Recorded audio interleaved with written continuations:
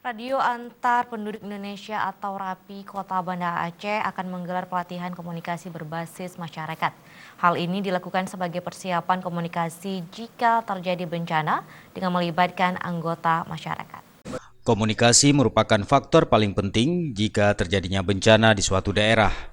Atas hal tersebut, Radio Antar Penduduk Indonesia RAPI Kota Banda Aceh akan menggelar pelatihan komunikasi berbasis masyarakat sebagai bentuk persiapan komunikasi tanggap bencana. Hal ini disampaikan Ketua RAPI Kota Banda Aceh Halta Zaini pada syukuran HUT RAPI ke-39 di kantor Sekretariat RAPI Kota Banda Aceh. Menurutnya, ada perbedaan antara komunikasi yang dilakukan di saat kondisi normal dengan kondisi bencana, sehingga perlu dilakukan pelatihan yang melibatkan anggota masyarakat.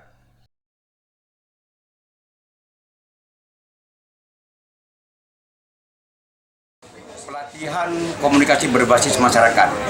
Di situ kita akan mengajak para kepala desa, para ketua pemuda untuk mengadakan pelatihan-pelatihan komunikasi.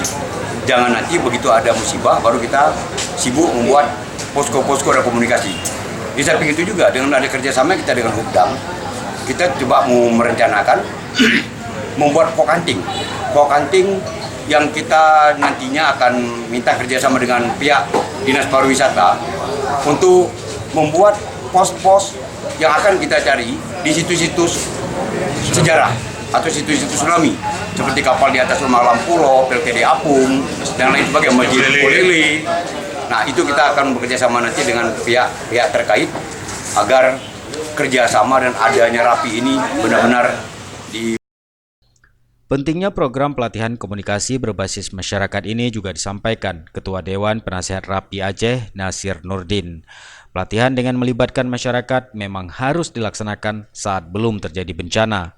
Selain masyarakat, RAPI juga dapat bekerja sama dengan Hubdam Iskandar Muda. Latihan capacity building itu harus disiapkan ketika tidak ada bencana. Nah, ketika terjadi bencana nggak kelabakan lagi ya, nggak kelabakan lagi.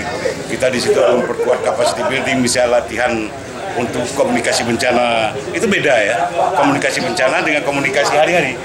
Jadi di situ harus kita berdayakan, apalagi di RAPI ini memang sudah ada satgas-satgasnya. Itu gampang sudah.